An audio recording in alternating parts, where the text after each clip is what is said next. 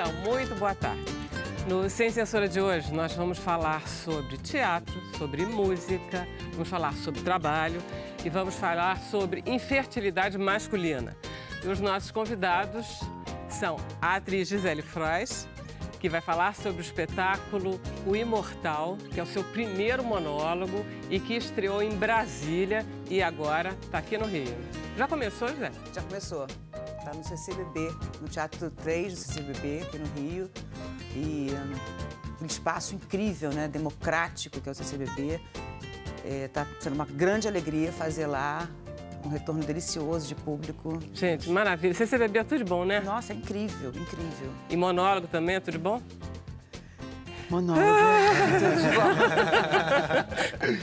É, né? É incrível, é incrível, é. Monólogo é que nem viagem. É bom mesmo quando a gente volta, assim, que acaba se diz, caramba, eu fiz aquilo. É, mas o durante é muito importante. Interessante, né? Muito, muito interessante, exatamente. É uma viagem mesmo.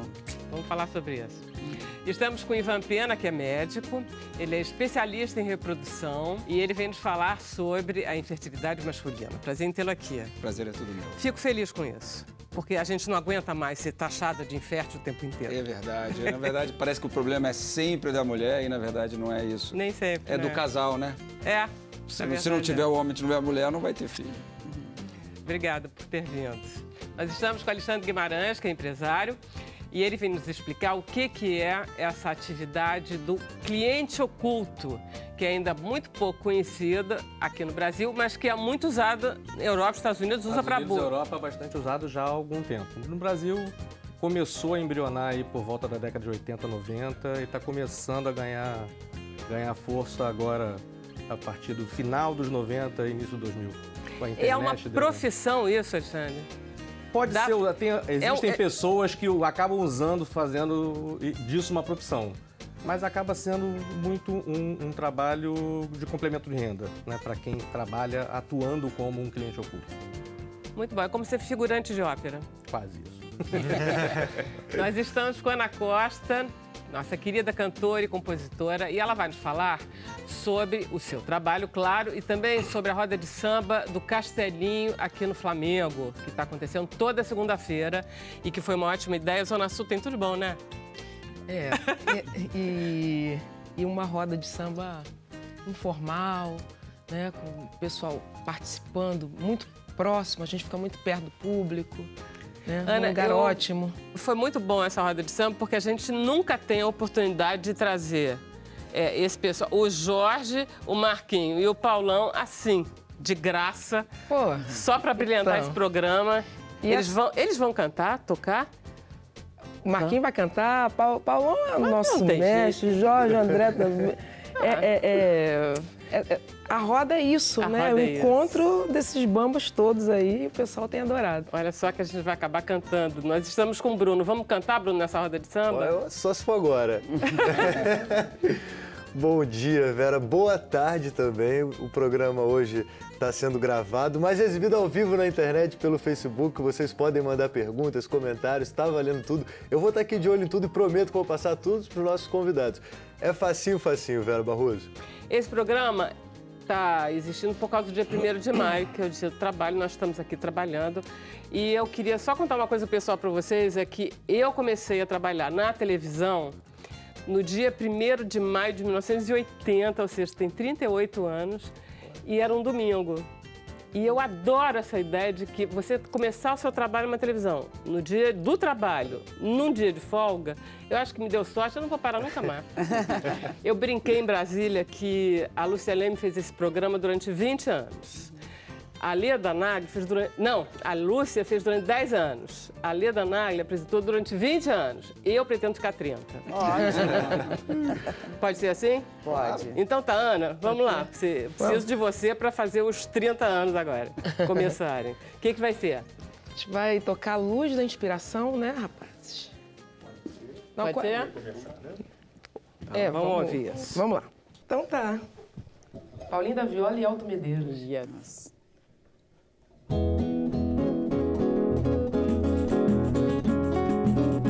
La la la ya la la ya la la ya la la ya la ya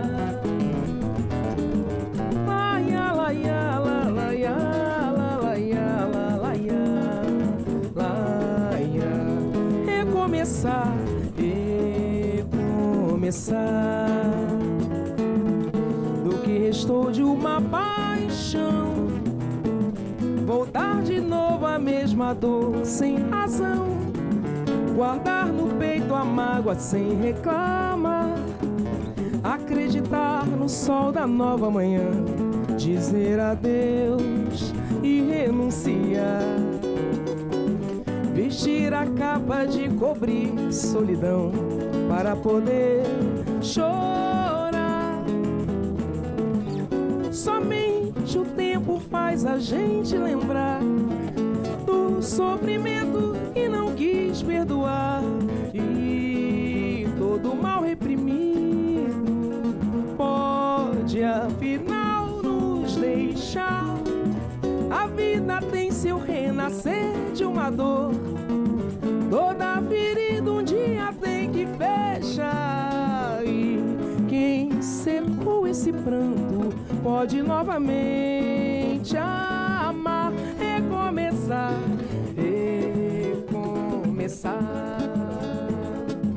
do que restou de uma paixão, voltar de novo à mesma dor sem razão, guardar no peito a mágoa sem reclamar, acreditar no sol da nova manhã, dizer adeus e renunciar, vestir a capa de cobrir solidão para poder chorar, lá, lá, ia, lá, ia, lá, ia, lá, lá, ia, lá, lá, ia, lá, lá, ia, lá, ia, lá, ia, lá, lá, ia, lá, lá, ia, lá, lá, ia, lá, ia. Caramba. Não é possível, muito bom. O Aninha, clima vem pra é cá. esse. Vem pra cá. Tá dando certo essa roda de samba do Castelinho?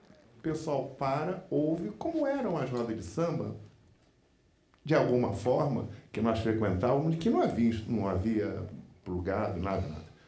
E era coisa. Arlindo, o pagode do Arlindo, era dessa forma. Beira do Rio era dessa forma. Tia Doca era dessa forma. Nada amplificado. E nós, guardado todas as proporções, a gente faz também. O pessoal fica em silêncio um pouquinho, daqui a pouco faz um comentário, uns sambas que não tocam na rádio. É um paradoxo. Porque o Rio de Janeiro é a cidade do samba. Você liga o rádio, não tem samba. Exceção de algumas rádios, evidentemente. Você não tem samba. E fora isso, as histórias da enciclopédia do samba, que é o Paulão. São histórias assim incríveis, né? Na avenida, não sei o que lá. Ana, e você está desde o começo nesse projeto? Desde o começo, né? Esse projeto, o Léo Pereira, que é o do cavaquinho, que arregimentou, né, a galera, e seguindo já um esquema que já estava rolando num bar ali na Gávea, que é a casa da Tata, né? E era segunda-feira também? Também às segundas-feiras. Tá. E a ideia era... O ideal seria que se formassem vários grupos pela cidade inteira para fazer esse tipo de samba, né? Dessa forma, acústico. Às vezes, a aparelhagem de som acaba atrapalhando, sabe? Mas olha só, eu estava ouvindo vocês aqui, que assim, é um estúdio fechado, vocês microfonados bonitinho.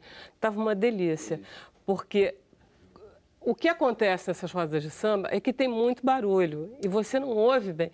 Você pega um bando eles são muito feras e você é muito fera, então aqui fica muito bom, entendeu? Na verdade, eu fiquei com vontade de dizer, quer saber, vou fazer uma roda de samba aqui, no estúdio. Tudo assim, entendeu? Com alto nível de... que fica muito agradável, não fica? Fica. Eu posso perguntar uma coisa? Pode pedir música quando vocês estão lá na roda ou vocês têm uma coisa... Sim. Sempre tem. Toca aquela! Pô, eu tenho uma de Aquela quando eu era qual? criança, eu ia de carro pro colégio Dona Clementina, me dê água para beber. Isso aí é clássico, né? O Almir gravou Dança do Caxambu. E essas rodas pequenas, elas proporcionam esse clima quase de sarau, né? Porque as rodas cresceram muito, então as pessoas fazem aquelas rodas em clubes. Não, gente, o samba na do trabalhador rua. fica impossível, é gigante aquilo, fica enorme. Então, quem quer curtir esse esquema, vai.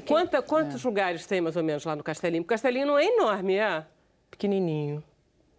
70. Olha aí, é um tamanho razoável. Máximo. É um razoável, já dá bastante coisa. E o clima é tão bacana que tem um pessoal que leva bebidinhas e bota ali em cima da mesa. Aí as pessoas chegam, se servem, sabe?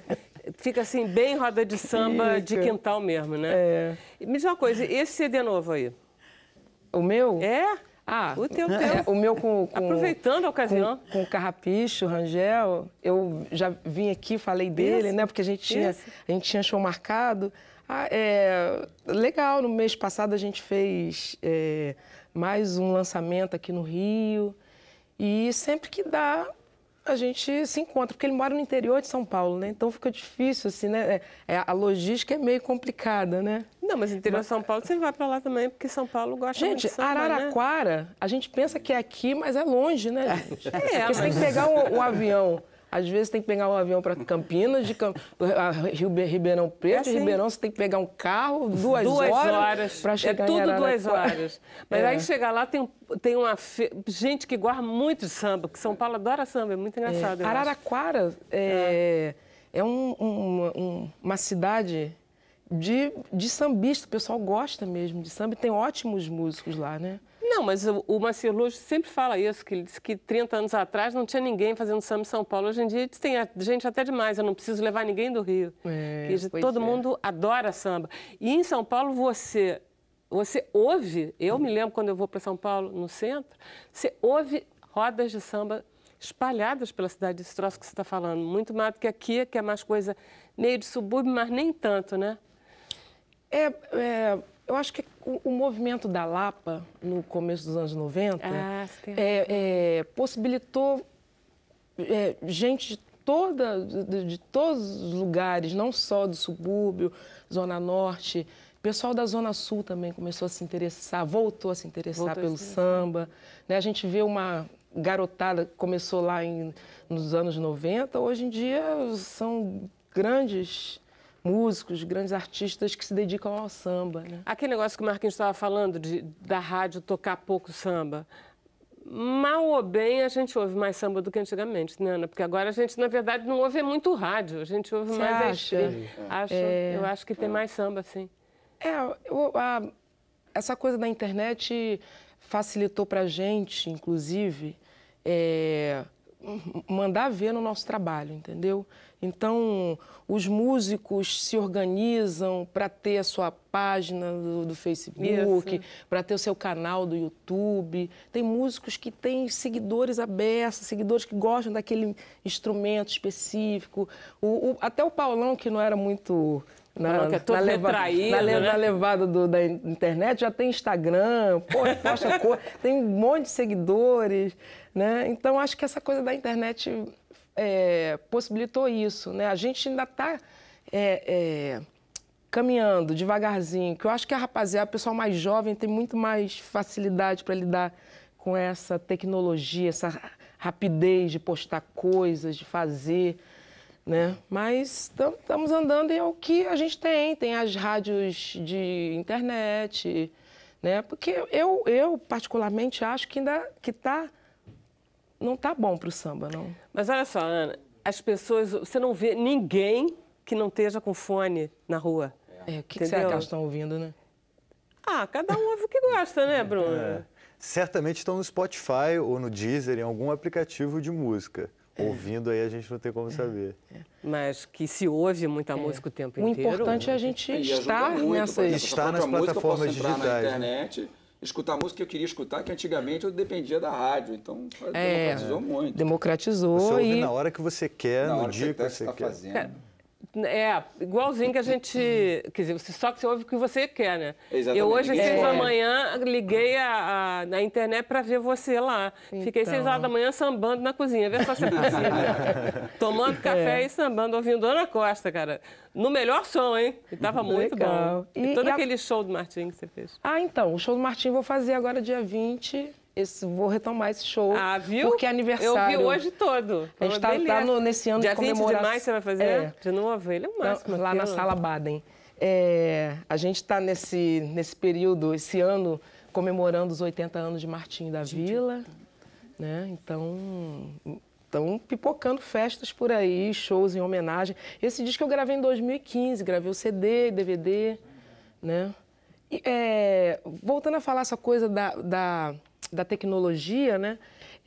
A gente até, isso facilita para a gente também fazer um ao vivo, por exemplo, da onde a gente está tocando. A gente faz isso várias vezes, faço vídeos, às vezes paro de tocar, largo o violão para lá e fico filmando. A gente, né, tá aqui, tá ali. E além do que, você conhece o trabalho das pessoas muito imediatamente.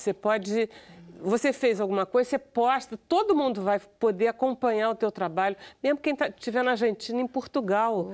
Né? Tem parcerias que se estabelecem no mundo inteiro. Exatamente. Porque quem não nasceu nesse universo, mas aqui ninguém nasceu. Nem você é nativo digital, é? Quase. Nem o Bruno, que é o teenager do grupo, é nativo digital. Vamos para o intervalo.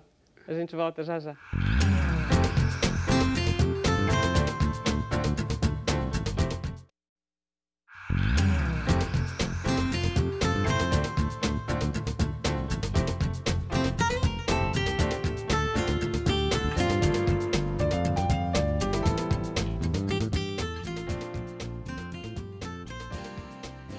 Então, voltamos do intervalo, agora oficialmente. Bruno, que temos? Olha aí, Gabriel Menezes. Oba! Ana, como é que surgiu esse amor pela música e você lembra qual foi a primeira roda de samba na qual você participou? E aí ele quer saber mais, ele quer saber também quais são suas referências na música.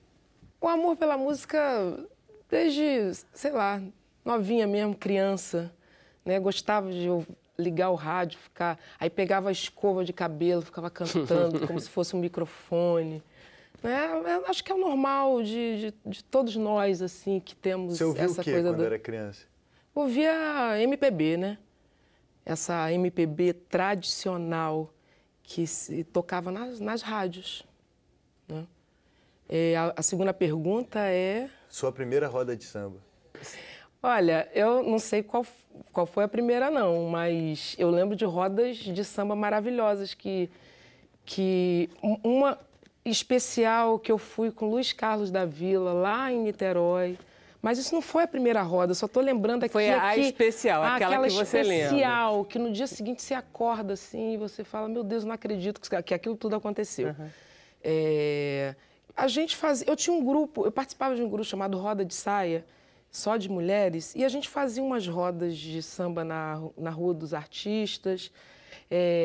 Nossa primeira roda foi assim, sem microfone, sem instrumento plugado. E foi uma roda... A primeira que a gente foi, assim, foram dois músicos, assim, que para mim são referência, que é o Carlinhos Sete Cordas e o Pedro Amorim. Foram lá participar. Que legal. E tocaram com a gente. Assim, posso dizer que foi a primeira roda profissional, sendo profissional, né? Tinha umas coisas também na Vila Isabel, quando eu comecei a tocar samba mesmo, seguir essa coisa do sambista, que era em Vila Isabel, com o pessoal do Martinho da Vila, né? Martinho aí já entrou tinha umas rodas boas ali e é isso. Ótimo, não parou até hoje. Isso aí. Beleza. Obrigado, Ana. Vamos conversar agora com o Dr. Ivan Pena, que é especialista em reprodução humana, como a gente falou, e sobre a infertilidade masculina. Vamos lá. Bom, todas as vezes que você... Uma coisa que a gente sempre fala é que o casal está tentando engravidar, não é só o problema da mulher. Muitas vezes a gente tem focado muito na questão da mulher poder engravidar ou não poder engravidar, mas a gente esquece muito do homem. E 35% dos casos, das causas, estão relacionadas, em média, com o homem. E a gente tem visto que isso tem piorado a partir dos anos. Então, tem estudos mostrando de 20, 30 anos para cá, a qualidade do sêmen, né, a qualidade dos espermatozoides piorou. Isso tem muito a ver com o nosso ambiente de vida. E uma coisa que eu poluição, você acha? Sim, uma das coisas que eu vou falar é poluição. E só uma coisa que eu gostaria de deixar muito claro é o seguinte... Não. É porque, às vezes, o homem não quer fazer o espermograma, que é o exame para saber se o sêmen está normal, porque ele confunde com potência. Tá. Então, potência não tem nada a ver com a qualidade do espermatozoide.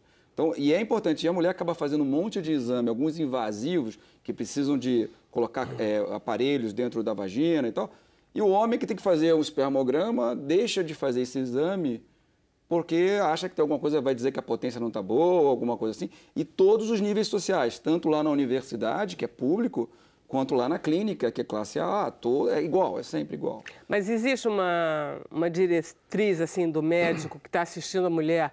Não, vamos verificar também o seu marido? Claro, existe com isso certeza. sempre? Uma coisa que a gente sempre fala é o seguinte, até 35 anos, o casal, 90% dos casais vão engravidar em 1 ano. Isso tem que ficar muito claro.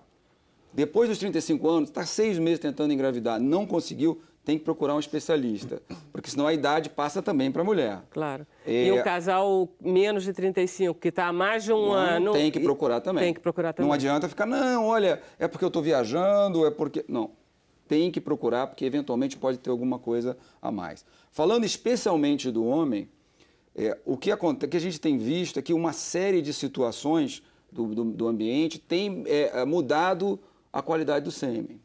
Por exemplo, o leite, os derivados lácteos. Em 1970, uma vaca ficava perto de 60 dias, 30 dias, dando o leite que a gente vai consumir. Hoje já chega a 90. Com isso, a quantidade do hormônio que ela pode liberar dentro do leite é maior. Não são todos, é uma forma geral, mas isso acontece. Por exemplo, Ou seja, os animais estão sendo criados com muito hormônio. Não. Eles estão sendo colocados numa situação em que eles não estavam acostumados. E por isso acaba indo para o leite. Eles estão produzindo mais hormônio por conta da produção exagerada. Isso, exatamente. Esse é um dos casos. Por exemplo, nós somos o 5º maior, o país que mais utiliza agrotóxicos. O 5º. Leandro e Leonardo, o Leandro morreu disso, né? Eu não sei, mas foi do pode tomate, ser. foi? Mas o que acontece é que a gente acaba essas substâncias, elas têm um nome feio, mas chama disruptores hormonais. Na verdade, eles são uma molécula que vai se ligar onde deveria se ligar um hormônio que você naturalmente produz e ele mexe com a situação toda. Então isso acaba acontecendo tanto na mulher como no homem, mas acontece também no homem. Por conta de comer todos esses produtos que a gente come que não são orgânicos. Pela poluição que a gente respira, por tudo. Então, por exemplo, uma outra coisa que é importante em relação ao sêmen, o uso do celular. Tem alguns trabalhos falando... Que delícia. Não, delícia é o que eu vou falar depois. A minha piada pronta, não pode quebrar minha piada pronta. Mas os trabalhos falam o seguinte, o homem que fica 4 horas falando no celular tem uma redução do sêmen. Aí a minha pergunta é o seguinte, o homem que fica 4 horas falando no celular não precisa ter filho, porque ele não vai precisar, ele não vai ter tempo para ficar com o filho. Gente, 4 horas no celular porque ele não consegue transar. Exatamente. 4 horas Em média é isso, mas são situações que calor extremo, o laptop apertada? no colo. Roupa apertada? Mais comum o laptop no colo. Bruno, pelo amor de Deus, Rapaz. tira isso daí. Já tem filhos? Não. Pelo amor de Deus. É sério, É sério o que ele está falando. É sério. Então, assim, o que a gente tem visto é que essa qualidade do sêmen tem caído. Uma outra coisa importante nesse negócio do sêmen é aonde fazer o exame chamado espermograma. Não, pera um instantinho. O negócio do celular e do coisa, por quê? Pelo calor, pelas ondas? O laptop por causa do calor. Tá. Por exemplo, padeiro tem muito isso. A gente vê muito também motoristas de ônibus. Isso também é comum, porque você tem o calor do motor. Mas o laptop hoje em dia, eu acho que é o principal que a gente vê. E o laptop. celular? O celular eles não conseguiram dizer exatamente por quê, mas o uso do celular falando. E não foi só ter o celular ligado no bolso. Então, quer dizer, a gente está vendo que tem um monte de situações que vão mudando a qualidade do sêmen. Por exemplo, obesidade. Tá. A obesidade também faz com que a gente tenha uma piora da qualidade dos hormônios. E aí o sêmen fica, vamos dizer, mais fraco, com menor quantidade de concentração, com menos capacidade para ter uma gravidez natural. Isso acontece no mundo inteiro ou existem pesquisas localizadas? A gente tem algumas pesquisas, a gente fez algumas pesquisas na universidade, lá na UF, com um grupo pequeno, mas a maioria dos trabalhos que a gente tem são americanos ou europeus. Então a gente imagina que isso seja mundial, entendeu? Mas talvez aqui, dependendo do tipo de agrotóxico que você use, a coisa piora e tal, mas depende assim, a gente não tem um quadro claro brasileiro. A gente sabe mais americano e europeu. Na sua clínica, o senhor verificou isso? Ou não? Isso é mais... O problema da minha clínica e da universidade é que eu tenho um viés, ou seja, Os pacientes que vão lá, eles já estão com um problema. Então, é difícil para mim dizer exatamente, mas é muito frequente, assim, 35% dos pacientes que me procuram, o marido tem alguma questão do sêmen. Bom, então tá, os sêmenes estão mais fracos. Há alguma coisa a ser feita? Sim, eu acho que tem, assim, a gente tem uma série de orientações que já foram feitas, por exemplo, dietas. Tem algumas dietas com antioxidantes que ajudam. Por exemplo, tem alguns trabalhos mostrando que a dieta do Mediterrâneo, que além de ser interessante, ela é deliciosa. É peixe, azeite, vinho. Azeite, exatamente. Só coisa ruim. E aí, mas a gente sabe que ele tem uma grande capacidade de antioxidante. Por exemplo, o açaí nosso é um dos maiores antioxidantes que a gente tem, mas todas essas situações precisam se retirar o componente, quando na medida do possível, o componente que está fazendo essa alteração. E às vezes não é fácil identificar esse componente. É muito mais você falar, olha, precisa fazer exercício, aquilo de sempre. Precisa fazer exercício, precisa emagrecer, a dieta tem que ser mais saudável, eventualmente entrar numa dieta orgânica. Tudo isso pode ajudar, entendeu? Com esse tipo de aconselhamento, né, que na verdade é uma questão de estilo de vida pouco. O senhor consegue melhoras na qualidade do sêmen? Sim. Reais, assim? Não são todos, eu não sei te dizer uma proporção, mas a gente tem algumas intervenções que a gente faz com o paciente que melhoram. Por exemplo, a gente entra com alguns tipos de vitamina que são antioxidantes, basicamente redução de peso e exercício físico. O problema é que você tem um tempo de 6 meses para isso acontecer. O espermatozoide demora 72 dias a 73 dias para ficar pronto. Então não adianta eu falar assim, olha só, amanhã você vai para a ginástica, faz um crossfit, fica magrinho e o resultado está lá. Até porque tem alguns pacientes que mesmo com um peso um pouco acima, continuam tendo a fertilidade mantida. A gente procura focar nos que estão com problema. Não quer dizer que o paciente é obeso que ele vai ter o sêmen ruim. De qualquer maneira, o espermatozoide ele demora 72 dias para ficar maduro. Exatamente. E pronto. Ou seja, você precisa desse tempo para ele amadurecer em melhor qualidade do que ele Exatamente, quando você faz uma intervenção, porque na verdade isso todos os dias você está produzindo espermatozoide. Por isso que uma coisa interessante, quando chego lá no consultório e falo assim, não, mas olha só, eu não vou fazer espermograma não, porque eu tenho 3 filhas. Ou 3 filhos, não tem problema. No outro dia que você engravidou sua mulher, você pode ficar estéril. As mulheres estão tendo filhos mais tarde? Muito mais tarde. A média de idade do meu consultório é de 37 anos. E elas continuam com a mesma capacidade reprodutiva que antes? Não. Aumentou? Não, porque, por Piorou? exemplo, vai piorando com a idade. Não, eu sei, mas não é isso. É que, na verdade, a gente está tendo filho mais tarde, mas a gente continua a mesma pessoa de 50 anos atrás, quer dizer... Sim, só que 50 anos... Com a fertilidade curta. Exatamente. Ela acaba, exatamente. não tem como. Você tem uma ideia, quando a mulher está sendo gestada pela mãe, ela tem 2 milhões de óvulos. Quando ela nasce, tem 600 mil. Quando ela começa a menstruar, ela tem 400 mil. E vai ter 400 menstruações em média. Acabou. Então vai perdendo muito. Vai perdendo muito e muito rápido, né? E aí se entra nisso... Isso não está mudando. Não, isso às vezes piora. Piora exatamente porque esses fatores de disruptores hormonais pioram o processo, ajudam a perder maior quantidade de óvulos. Então a gente tem visto casos cada vez mais graves, entendeu? Bom, tem sempre a possibilidade de fertilização in vitro, essas coisas todas, mesmo com sêmen mais fraco? Dá para concentrar, por assim? Sim, tem uma técnica criada por italianos, os italianos são ótimos, que um dia eu vou perguntar para ele como é que ele inventou isso. Ele conseguiu injetar um espermatozoide dentro de um óvulo. Diz ele que foi sem querer. Agora imagina, pegar um óvulo, um espermatozoide microscópico e jogar um dentro do outro. Ele fala que foi sem querer. Mas essa técnica, a gente chama de ICSI, dá uma taxa de fertilização muito maior. Então o espermatozoide não precisa nem mais nadar lá. A gente pega ele e entrega ele dentro do óvulo. Antigamente precisava que ele nadasse até o óvulo. A gente já coloca lá. Então a gente resolve grande parte dos problemas. Umzinho? Umzinho, mas só precisa de umzinho. Umzinho é o suficiente para lá, desde que ele esteja bem. E é batata? Batata não. Assim, a gente, para o óvulo fertilizar e virar o embrião, isso. Aí é outra 70% história. de chance. Sim, mas é bonito. Para engravidar é outra história. Então, assim, até 35 anos, 45%, 50% de chance de engravidar. Já é Depois dos 35, aí a curva muda muito. Por exemplo, com 42, você vai ter 5%. Mas a gente pode fazer uma coisa que a gente tem hoje que é muito importante, que é o congelamento do óvulo. As mulheres devem fazer isso logo, né? Porque é uma cápsula do tempo. Né? Se eu congelar com 32 anos, você usar com 50, ele tem 32.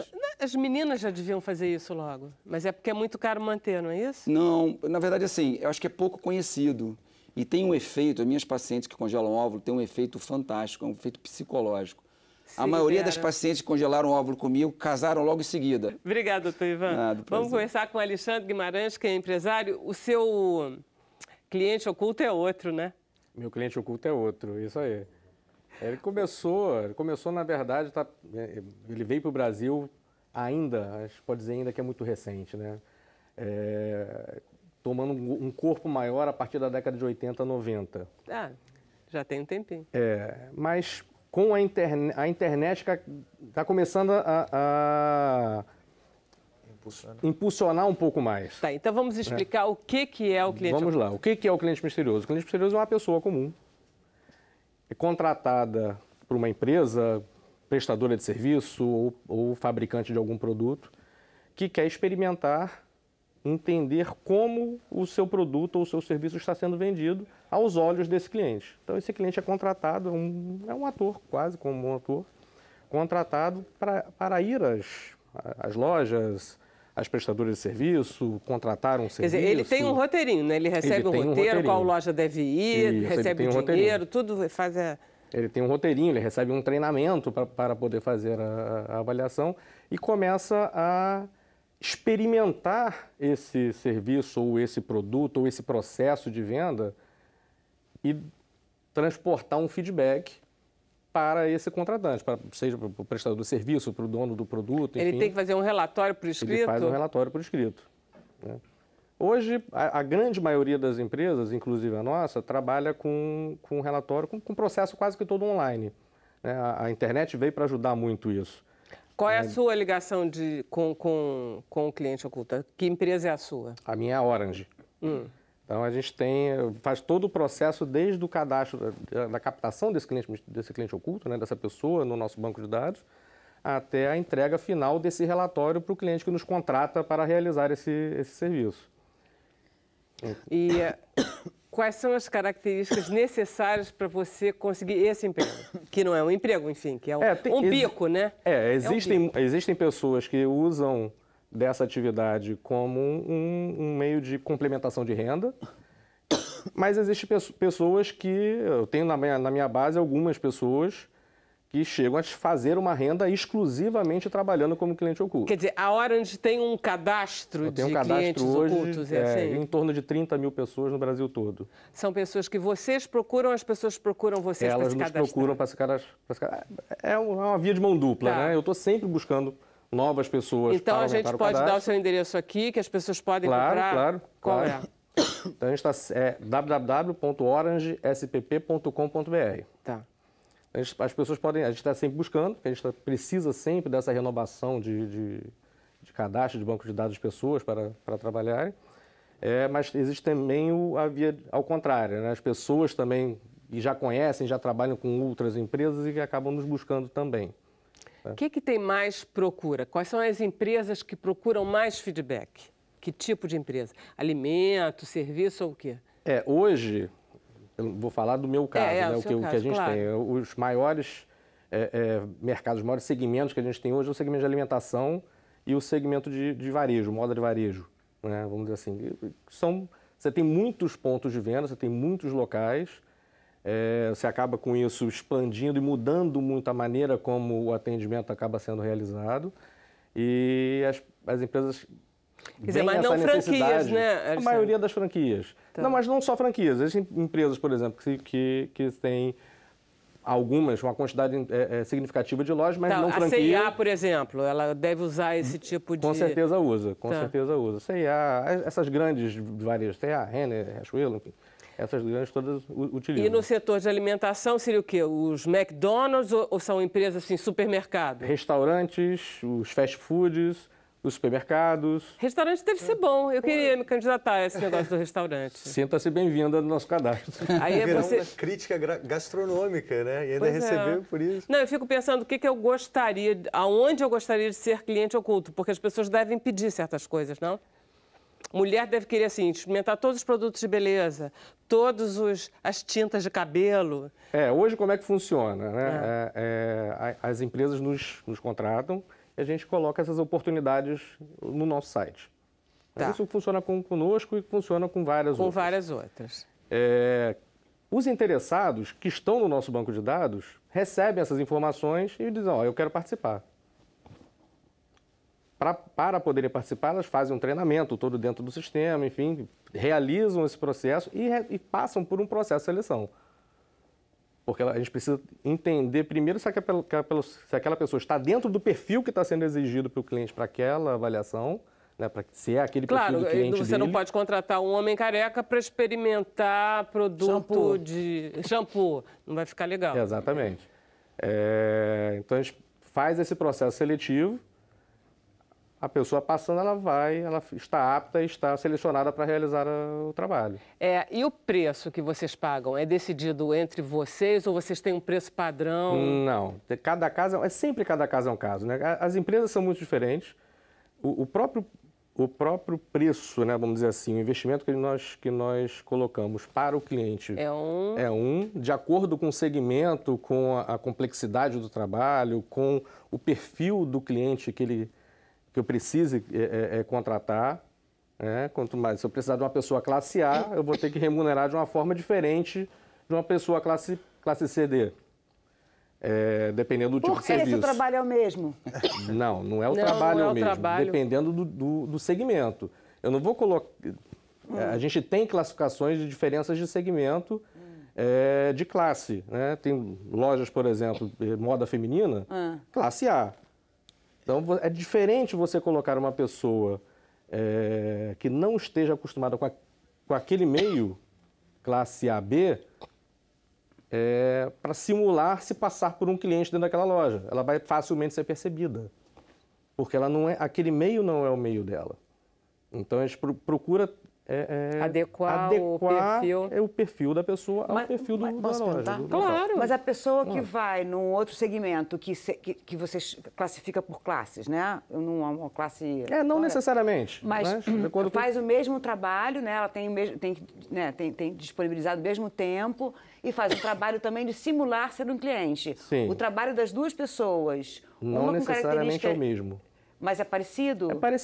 É parecido. Né? Alguém que vá a uma loja que vende produtos mais populares, vou chamar assim, e outros que seriam mais sofisticados, esses atores, né, eles têm a mesma função um pouco, né, de se... Sim, eles vão procurar, dentro daquilo que as empresas que estão os contratando queiram verificar, eles vão ali fazer um roteirinho dentro de cada loja, de cada serviço, de cada empresa, para checar esse cumprimento. Ou seja, a função dessas pessoas... A função é muito parecida. O que ela vai fazer propriamente dito é que é diferente. Gisele, eu duvido que ele remunere muito bem a classe A. Não deve ter uma diferença de remuneração tão alta. A gente tem hoje projetos, só para tentar dar a diferença de remuneração. Eu tenho projetos que giram em torno de R$50, um cachê, para uma pessoa que vai trabalhar ali 1 hora, até R$500 de remuneração. E como é que você entrega para a empresa? A empresa te dá um padrão, por exemplo, agora pensando pelo lado da empresa, ela te diz assim, olha só, o que eu quero saber é esse item. Ou você já tem um questionário pronto, testado? Não, a gente começou, a gente está a completar esse ano 14 anos. Quando a gente começou, a gente tentou isso, né? Vamos tentar padronizar e criar uma coisa única. A gente foi o maior tiro no pé que nós demos no início da nossa atividade, porque a gente conseguiu enxergar o seguinte, cada empresa é uma empresa, cada negócio é um negócio, mesmo empresa dentro de um mesmo segmento. Né? Você pode ter eles estão procurando coisas muito específicas em geral? Exatamente. Muito específico porque, vamos lá, um segmento de moda, né? Moda feminina. Apesar de o segmento ser muito parecido, o modus operandi de cada loja, de cada empresa, é diferente. Tem as tribos, né? Tem uma para surfista, tem uma para mulher com mais... Também, não apenas a questão das tribos, mas o que a empresa quer como seu negócio. Como feedback, né? Exatamente. Então, isso influencia muito o que vai ser verificado. O objetivo delas é melhorar o atendimento. Claro. Né? Melhorar. A gente está passando por um processo que o brasileiro está ficando cada vez mais exigente. Graças a Deus está entrando, que ele sabe que ele está pagando muito imposto para isso. Até alguns anos atrás, poucos anos atrás, o que a gente fazia? A gente era mal atendido. Deixava de ir à loja. Deixava de ir à loja. A gente está começando a reclamar mais. Né? Agora a gente tem a internet, tem o Reclame Aqui, enfim, tem sim. As redes sociais. Mas as empresas ainda não conseguem... Porque tem um trabalho que eu li que de cada 10 clientes que não gostam, só 2 reclamam. Isso Para você. Isso é um trabalho 8 de vão muitos embora, anos eu não atrás. quero nem mais saber. Isso é um trabalho de muitos anos atrás. Hoje em dia, com a internet, isso está exponenciado de uma maneira... Elas vão nas redes sociais e reclamam imediatamente. É verdade. Muito bom isso. Queria ser cliente oculto de empresa de ônibus no Rio de Janeiro. Vamos fazer um intervalo? 1 minuto só.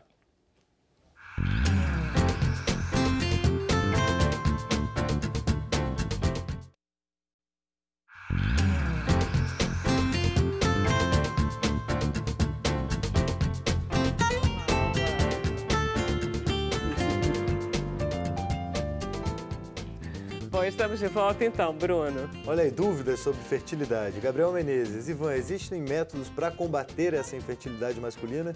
É o que eu falei, né? Hoje é muito mais... Primeiro você tem que saber se você tem. Eu acho que a grande dificuldade é você saber se você tem ou não. E você tem que fazer um bom exame. E aí é outra coisa que a gente não falou aqui. A Organização Mundial de Saúde era uma certa bagunça antes de 2010. E ela fez uma coisa muito legal. Ela pegou 5 mil casais em 65 países em que eles estavam grávidos e pediu para o marido fazer um espermograma para poder ter uma ideia qual é o padrão normal. Mas hoje, poucos lugares fazem isso. Os grandes laboratórios não fazem um bom espermograma. Então, primeiro é saber se tem um problema e, a partir daí, é aquilo que eu falei. Uma dieta mais orgânica, com menos contato com poluição ou com questões artificiais. Mas às vezes é muito difícil a gente evitar tudo isso. E uso de drogas infertiliza o homem? Não, por exemplo, a maconha reduz um pouco da motilidade. Cocaína tem na motilidade estudo. Geral, né? Na verdade.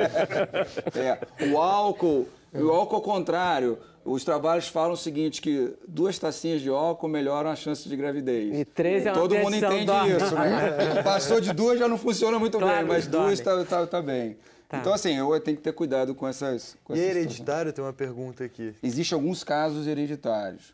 Mas aí, normalmente, o teu pai já vai te dizer que houve alguma Primeiro que dificuldade. você não vai ter filho, né? Então não tem Não, mais. pode Não tem ter. passar. Não, eu sei. Não, pode ter. Mas, por exemplo, existem algumas Em vez mutações. de 8, 3. Existem algumas mutações que a gente pode fazer o diagnóstico, mas esses são casos muito claros. Tem uma doença chamada fibrose cística, que quando ele não tem a doença completa, o paciente ele pode apresentar essa dificuldade de engravidar, a gente faz o diagnóstico. E é uma doença que, quando ela está completa, ela leva à morte antes de 40 anos. E a gente já consegue fazer o diagnóstico para separar o embrião que não tem a doença e acabar com isso na família, entendeu? Então, eu tenho pacientes em que a família toda, um ou outro caso tinha doença completa, os outros eram portadores e tinham alteração para o espermatozoide, e que depois que a gente selecionou o embrião, todos os filhos daquela doença, daquela família, nunca mais vão ter a doença. Maravilha isso. Da ciência. Muito bom. Gisele, nada disso fala no seu monólogo. Mortal é um conto do Borges, do Jorge Luiz Borges, que está no Aleph, né, que é um livro de contos dele. E a peça, a montagem, contar a história desse conto, né? Eu estou ali para contar a história desse conto. E a história é de uma pessoa, de uma mulher que recebe, na Inglaterra, os 6 volumes da Ilíada, e dentro do 6º volume ela encontra um manuscrito, uma história, e conta a história desse manuscrito. Então, esse manuscrito é de um homem, que é um tribuno militar do Império Romano, que parte, depois de uma frustração, que ele não consegue lutar, ele parte em busca da imortalidade. Ele é apresentado a possibilidade de existir um rio que dá aos humanos a imortalidade. Então, ele parte, e a história é desse homem que parte em busca da imortalidade. E toda a odisseia dele nessa busca, né? Ele vive 1.500 anos, então é a odisseia dele nessa busca.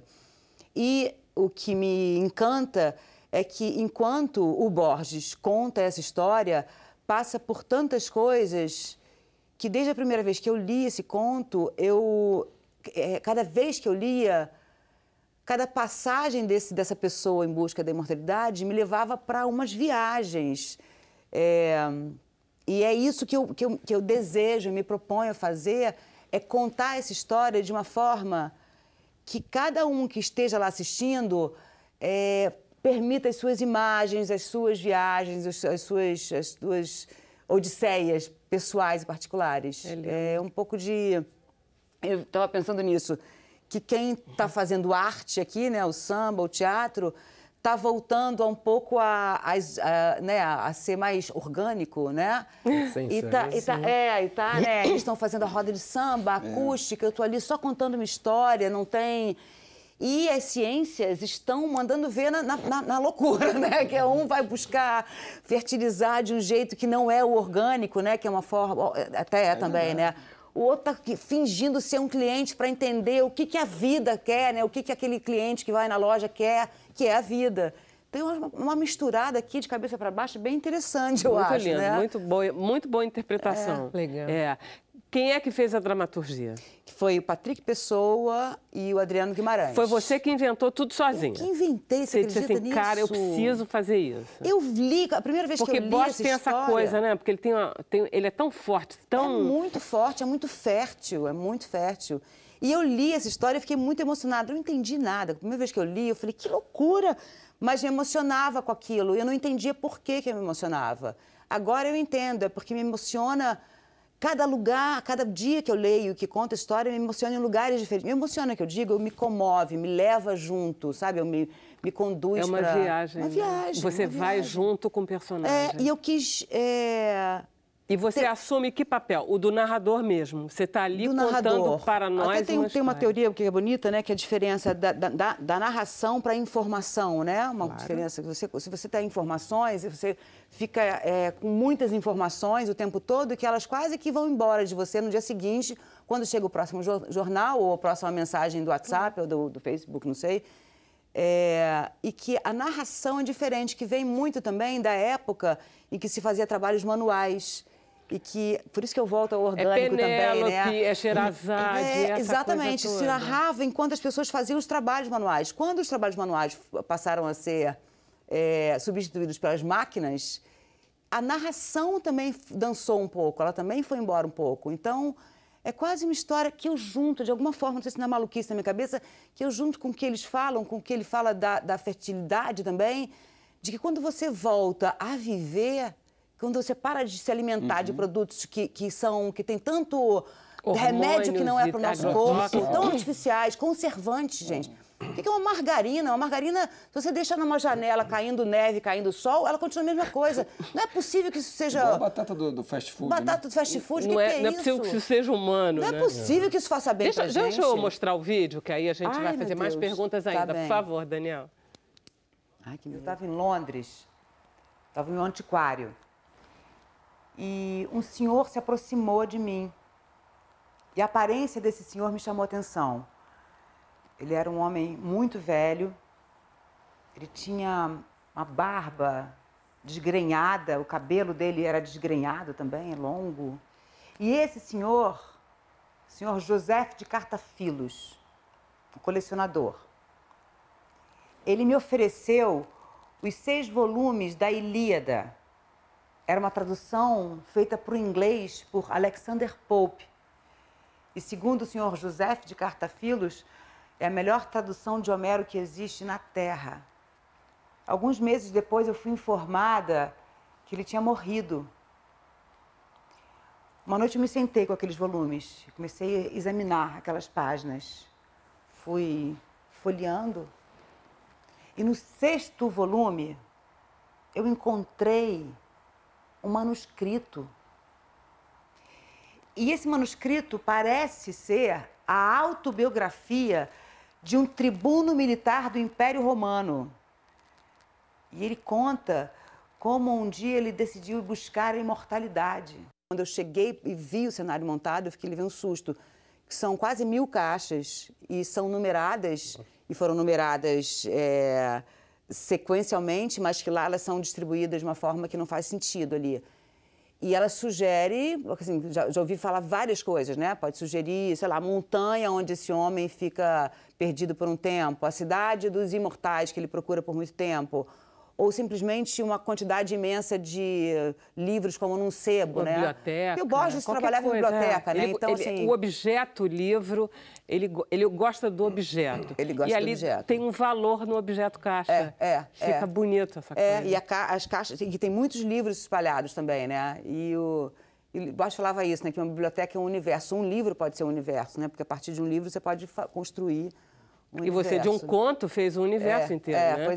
Pois é. Mas aí quando você estreou em Brasília, foi um sucesso. Como é que foi? Cada dia que eu vou contar essa história, eu me observo muito de como eu vou estar naquele dia, para quem eu vou estar contando ali. Então, realmente, eu me proponho a fazer uma experiência muito viva, né? Que o teatro é isso, é muito fresca. Vocês devem contar com isso com samba também, né? Com a roda de samba. Porque dependendo de como você está, de que energia você está, uma coisa te comove a cada dia, né? E no seu caso, é só você em cena. Eu estou sozinha em cena, mas aí tem as pessoas assistindo. Mas, quer dizer, aquele negócio, você, mas é igualzinho que você falou a respeito do vídeo, não é você em cena porque você está falando com a plateia. Você... eu estou falando com a plateia e eu observo, às vezes, que contando essa história, às vezes outro dia aconteceu uma coisa engraçada, eu começo a contar e contar meio longe. Aí, outro dia aconteceu uma coisa que um objeto caiu na plateia, ou alguém tossiu ou oferecia uma água, e eu vi que eu estava indo embora, que eu não estava ali falando para aquelas pessoas. Foi bom, porque eu falei, foi bom acontecer isso, porque eu voltei a falar com a pessoa, né? Olha que interessante isso. Me diz uma coisa, dia, mês, hora, horário, tudo. Dias de quarta a domingo. Legal. É sempre às 19h30. Ótimo horário. Ótimo horário. No Espaço 3, no Teatro 3 do CCBB, Centro Cultural do Brasil. Até quando você vai ficar? Até dia 27 de maio. Maio. E aí você vai para São Paulo, Belo Horizonte, você vai fazer o circuito CCBB. Certamente. Não sei aonde ainda, mas estamos com esse desejo de ir para outras cidades, sim. Maravilha. Deixa eu, então, agradecer muito a presença dos nossos convidados. Foi uma maravilha. Esse dia 1º de maio foi muito bem passado. Trabalhamos bem. Não foi? Então, para terminar esse lindo dia, vou pedir para Ana Costa e seus companheiros musicais cantarem um pouquinho? Oba. Vamos lá. Pode ser? Pode, claro. A gente volta amanhã, hein? No dia 2 de maio eu entro de férias durante um mês. E quem vem ficar no meu lugar é aquela loura linda, valente, com muita galhardia, Cátia Navarro. Minha querida amiga estará com vocês a partir do dia 2 de maio até o dia 1º de junho. Aí volto eu de novo. Boas férias. Prazer em tê-los aqui. Obrigado, Bruno. Vamos ao teatro. Vamos ao teatro. Aninha. Sinto-me guerreiros da inspiração, acordes musicais invadirão o meu ser sem querer, elevam o infinito da paz. Sinto-me vazio para flutuar, eu já nem sei quem sou. A mente se une à alma e a calma reflete o amor. A mente se une à alma, a calma reflete amor.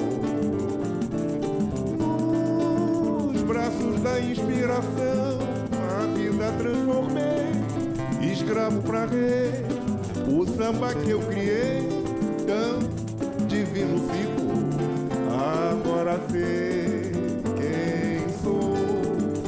O samba que eu criei, tão divino fico, agora sei quem sou. Agora eu sinto-me em delírio, luz da inspiração. Fala, André. Acordes musicais,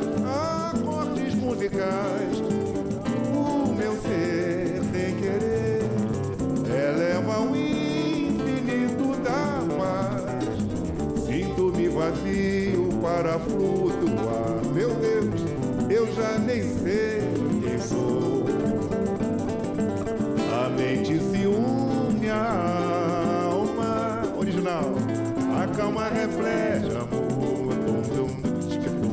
O tambor tá batendo é pra maneira. Ela toma na mão do quero ver. O tambor outra matéria pra valer. É na palma da mão, eu quero ver. Navio, bebê, caldeirão sem fundo, bebê.